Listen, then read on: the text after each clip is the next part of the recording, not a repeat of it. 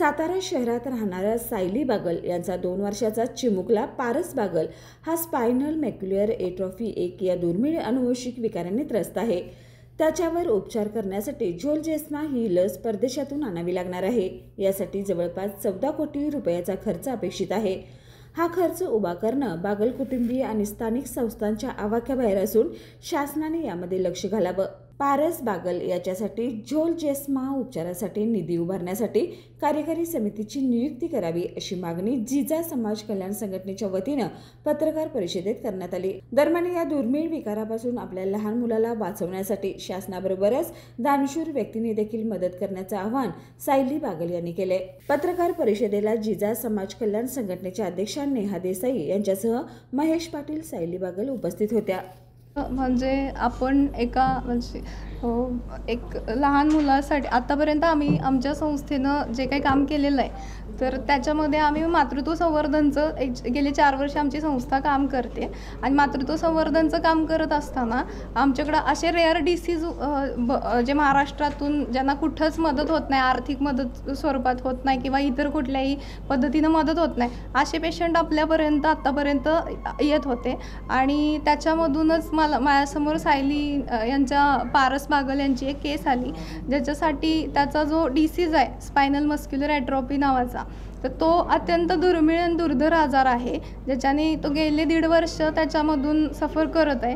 आणि मग त्याचं जर औषध उपचाराचा जो विषय आला तर आम्ही त्याच्यावरती रिसर्च केल्यानंतर आम्हाला समजलं की या वरती काही उपचार नाही आहेत आणि ह्याचे जे काही वॅक्सिन आहे किंवा ज्यांनी त्याची प्रकृती स्थिर राहू शकते किंवा त्याला भविष्यात तो चालू फिरू शकतो अशा पद्धतीचा जो काही वॅक्सिन आहे तो US कोणती कंपनी, नोवार्टिजन थेरपी नावाची कंपनी आहे।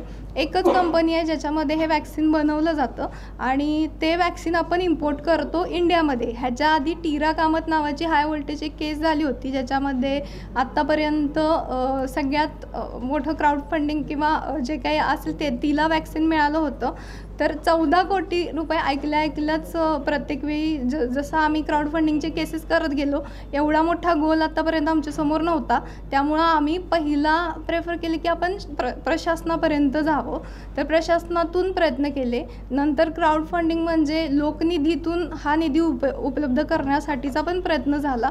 पण महाराष्ट्रामध्ये आम्ही जेव्हापासून ही केस 5-6 महिने झाले आपण प्रयत्न करतोय पण 30-40 लाखाच्या पुढे आपण गेलो नाही।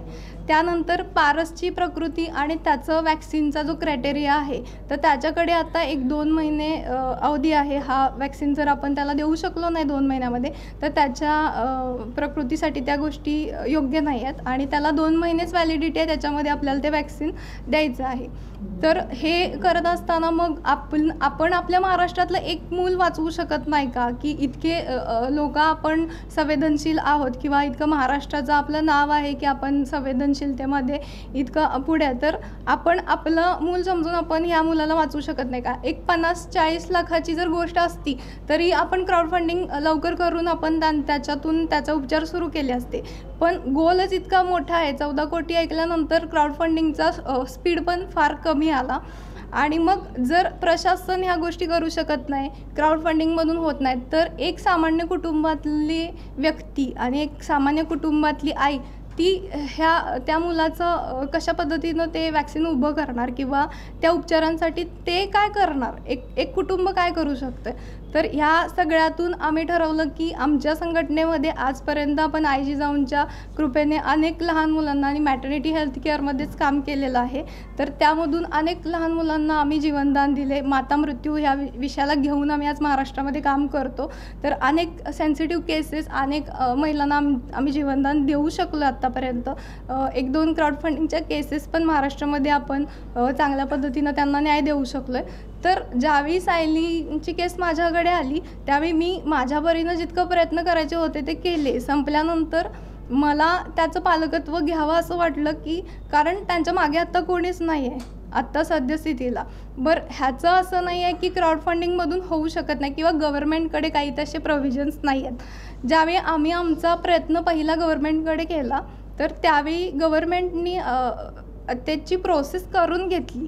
त्याच्यामध्ये आमचे पूर्ण पाठपुरावा झालेला आहे. पूर्ण आम्ही तिथंपर्यंत पोहोचलो, हेल्थ मिनिस्टरपर्यंत पोहोचलो. त्याच्यानंतर आत्ता जे चार्ज घेतलेला आहे नाईक सर, त्यांच्यापर्यंत पण गेलो. पण ह्या गोष्टींना पुढेपर्यंत घेऊन त्याच्यामध्ये काही लक्ष घातलं गेलं नाही आहे किंवा त्याच्यावरती काही पुढं काम केलं गेलेलं नाही आहे. आश्वासनांवरती चालेल असं आत्ता आपल्याकडं टाईम नाही आहे आणि त्याच्यासाठी आम्ही खूप प्रयत्न करतो आहे, पण आम्हाला त्या पद्धतीनं पुढून फीडबॅक येत नाही आहे. तर त्यासाठी आम्ही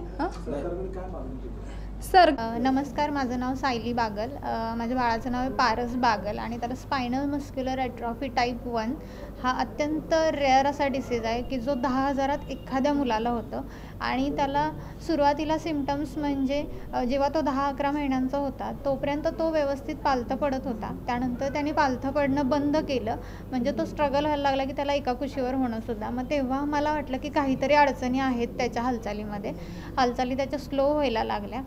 त्यानंतर आम्ही त्याला दाखवलं आणि त्याला SMA नावाचा गंभीर आजार आहे हे आम्हाला समजलं. त्याच्यानंतर आम्ही बरीच माहिती काढली की ह्यावरती काय उपचार आहेत आणि त्याला उपचार कशा पद्धतीने आणि कोण देऊ शकतं. मग त्यानंतर आम्ही त्याला PD हिंदुजा हॉस्पिटल मुंबई इथे नेलं की जिथं तिरा कामत ही केस पहिली महाराष्ट्रातली केस झाली होती आणि त्याच्यावरती उपचार झाले होते. आणि ते बाळ आत्ता खूप छान सुखरूप आहे. 4-4.5 वर्षाची ती मुलगी आहे आणि तिच्यावरती डॉक्टर नीलू देसाई यांनी उपचार केले होते ह्या वॅक्सिन थ्रू. आणि त्या मॅडमकडेच ती अथॉरिटी आहेत की ज्या ते वॅक्सिन देऊ शकतात. त्यांच्याकडे आत्ता सध्या त्याची ट्रीटमेंट त्यांच्याकडेच चालू आहे. त्यानंतर आम्ही मॅडमला भेटायच्या आधी आम्ही स्वतःहून प्रयत्न म्हणजे आम्ही खूप साऱ्या मंत्र्यांना वगैरे पण भेटलो. ट्रस्ट सगळ्या पालथ्या घातल्या की सगळ्या ट्रस्टकडे ॲप्लिकेशन देणं, PM फंड वगैरे ह्या सगळीकडे ॲप्लिकेशन दिले, सगळ्यांना भेटण्याचे प्रयत्न केले. आणि त्याचबरोबर आम्ही क्राऊड फंडिंगसुद्धा चालू केलं सोबतीने. तर क्राऊड फंडिंगला सुरुवातीला थोडाफार रिस्पॉन्स होता, कारण आपले जे जवळचे लोक असतात किंवा जे आपल्याला ओळखतात ते पटापट आपल्याला देतात की व्हावं म्हणून. पण ते झालं एका पॉईंटनंतर ते स्टॉप झालं 1-2 महिन्यानंतर. मग त्यानंतर आम्ही बऱ्याचशा सेलिब्रिटींनाही भेटण्याचा प्रयत्न केला की कोणीतरी, म्हणजे 1-2 सेलिब्रिटींनी दिलाही व्हिडिओ, पण स्वतःहून मदत काहीच नाही झाली. आणि त्या व्हिडिओच्या बाबतीत असं की मग व्हिडिओ झाल्यानंतरही बऱ्याचशा लोकांकडून येत होतं काही दिवस, तेही झालं. तसंच आम्ही जे ट्रस्टकडे गेलो तर एकही ट्रस्ट, म्हणजे आत्तापर्यंत आम्ही खूप ट्रस्ट म्हणजे तुळजाभवानी, शिर्डी, मोठ्या सिद्धिविनायक ट्रस्ट, ज्या सगळ्या ट्रस्टला दिलं तिथून सगळीकडून आम्हाला रिप्लाय आले की आम्ही ह्या आजाराला मदत करू शकत नाही. त्यानंतर PM फंडमधून सुद्धा आम्हाला हेच आलं की ह्या आजाराला मदत होऊ शकणार नाही. PM फंडसाठी 2 लोकांकडून गेले होते लेटर, जे की मोठे आहेत. तर त्यांच्या लेटर्सला सुद्धा हेच आपल्याला रिप्लाय आला. मग त्याच्यानंतर मग आम्ही तसंच क्राऊड फंडिंग चालू ठेवलं आणि बरंच मग हिअरिंग आम्ही म्हणजे लोकायुक्तामध्ये अपील केलं की आम्हाला या बाबतीत काहीतरी सरकारकडून हालचाली व्हाव्यात. मग त्याच्यानंतर आम्हाला KMकडे डायरेक्ट केलं की रेअर डिसीजसाठी तुम्ही तिथे एनरोल करा. मग आम्ही तिथे गेलो. त्यांनी एक 7-8 लिस्ट दिल्या की ह्या स्कॅन करा, हे करा, ब्लड टेस्ट करा, असं करा. मग त्यासाठी आम्हाला 15-15, 20-20 दिवस घालवले त्यांनी की 15-20 दिवसांनी ही टेस्ट होईल, त्याच्यानंतर ही टेस्ट होईल. असं करत करत आत्ता आमच्या त्या सगळ्या टेस्ट कंप्लीट होत आल्यात. आणि तोपर्यंत आम्हाला असे डायरेक्शन दिले की तुम्ही त्याला रेस्डिप्लाम नावाचं एक ओरल डोस आहे की जे त्याला स्टेबल ठेवू शकता, पण त्याची कॉस्ट आहे 6 लाख एका बॉटलची आणि ती प्रत्येक महिन्याला द्यावी लागते. म्हणजे ह्याच्यात अजून 2 ऑप्शन आहेत ह्या वॅक्सिनच्या व्यतिरिक्त औषधांचे की ते त्याला फक्त स्टेबल ठेवू शकतात, पण ते सुद्धा कोटीमध्ये आहेत की जे प्रत्येक महिन्याला लाईफ टाईम द्यावे लागतात. फक्त हे एकमेव वॅक्सिन असे की जे आपल्याला 1 टाईम द्यावं लागतं, त्याला सारखं द्यावं लागत नाही. आणि मग ते ओरल डोससाठी आम्ही कुठून पैसे आणायचे, कारण 6 लाख प्रत्येक महिन्याला देणं म्हणजे नॉर्मल लोकांसाठी शक्य नाही आहे ते. मग त्यासाठी आम्ही प्रयत्न केला की त्यातनंही मदत व्हावी आम्हाला की कारण काही केसेस अशा झाल्यात. आत्ता सध्या मागच्या 2-3 महिन्यापूर्वीच एक बेंगलोरमध्ये केस झाली. तिथले हेल्थ मिनिस्टर जे आहेत त्यांनी तिथल्या बाळाचं क्राऊड फंडिंग चालू आहे, पण तरीसुद्धा त्याचं क्राऊड फंडिंग वॅक्सिनचं होईपर्यंत तो ओरल डोस फ्री दिला लाईफ टाईमसाठी. इन केस त्या बाळाचं जरी क्राऊड फंडिंग नाही होऊ शकलं किंवा काहीच नाही झालं तर त्याला तो किमान ओरल डोस तरी लाईफ टाईम व्हा. फक्त ते बाळाचं एवढं आहे की तो टाईप 2 आणि 3च्या मध्ये असल्यामुळे ते बाळ बसू वगैरे शकतं, त्यामुळे त्याला वॅक्सिन जरी नाही मिळालं तरी त्या ओरल डोसवर पण ते खूप रिकव्हरी देऊ शकतं असं आहे. मग तिथं तो त्याला लाईफटाईम फ्री होऊ शकतो. तर आपल्या इथे ॲटलिस्ट तुम्ही सुरुवातीचे डोस जोपर्यंत आम्ही वॅक्सिनचे पैसे नाही मिळवू शकत तिथपर्यंत तरी तुम्ही त्याची तरतूद काहीतरी करायला हवी होती. कारण 6 लाख आम्ही नाही जमा करू शकत की प्रत्येक ठिकाणाहून 6 लाख तुम्ही प्रत्येक महिन्याला आणा आणि द्या. मग त्याचेही प्रयत्न केले, त्याचंही काहीच नाही झालं. त्यानंतर KMची प्रोसेसमध्ये आमचं जवळपास 4 महिने गेले की 4 महिने आम्ही फक्त त्या टेस्टच करत राहिलो. म्हणजे प्रत्येक 15 दिवसांनी जायचं, मग अपॉइंटमेंट घ्यायची, त्यानंतर ते 4-5 दिवसांनी बोलवणार, पुन्हा मुंबईला जायचं आणि मग तुम्ही त्या परत टेस्ट करायच्या. हे सगळी प्रोसेस आणि त्यामध्ये बाळाचे होणारे हाल हे खूप मागच्या 4 महिन्यात झालं. आणि त्यानंतरही मग आम्हाला असं हिअरिंगमध्ये शेवटच्या झालं की हे GR निघणार आहे असं समजलं की ज्याच्यामध्ये क्राऊड फंडिंग गव्हर्नमेंट थ्रू होईल आणि मग त्यात पहिली केस पारसची आपण उचलू हे GRमध्ये डायरेक्शन्स दिले. मग ते 2 महिन्यात GR पास आम्ही करण्याचा प्रयत्न करतो असं त्यांनी सांगितलं. पण आता जवळपास 2 महिना उलटून गेलेत आणि तरी अजून काही नाही. त्याच्याकडे 1.5 महिना उरला आहे. मग इथून पुढे GR कधी पास होणार आणि त्यात क्राऊड फंडिंग किती फास्ट होणार आणि मग त्याला वॅक्सिन मागवण्यासाठी तरी 10-15 दिवस जातील. त्याच्या टेस्ट होणार आणि पुन्हा ते वॅक्सिन यायला अमेरिकेवरून येणार आहे. त्यामुळे त्याला यायला अजून 10-15 दिवस जातील. मग तोपर्यंत जर बाळाच्या एज उलटून गेली किंवा त्याला तोपर्यंत काही झालं तर मग आम्ही काय करणार हा खूप मोठा प्रश्न. स्पायनल मस्क्युलर ॲट्रॉफी टाईप 1 हा आजार झाला आहे आणि त्या आजारावरती एकमेव वॅक्सिन आहे ज्याचं नाव आहे झोल्गेन्मा आणि ते वॅक्सिन अमेरिकेवरून मागावं लागतं आणि ज्याची प्राईज आहे 14 कोटी रुपये की आणि त्या कंपनीशी बोलणं झाल्यानंतर आम्हाला ते वॅक्सिन कमीत कमी वेळ असल्यामुळे फार तर 9 कोटीमध्ये मिळणार आहे. त्यामुळे आत्ता त्या माझ्या बाळाकडे फक्त आणि फक्त 1.5 महिना उरला आहे. तर मला सगळ्यांना एवढंच बोलायचं आहे की सगळ्या जनतेनं आमच्या पाठीशी उभं राहावं आणि जेवढे शक्य होईल अगदी कमीतली कमी अमाऊंट जरी असले ना तरी कोणीही विचार करू नका.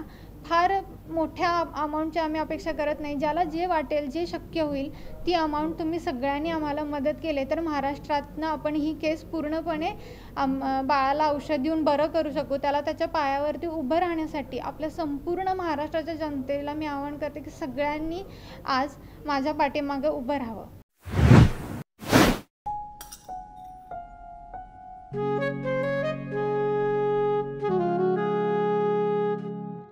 बाबा आज येताना बासुंदी घेऊन या ना.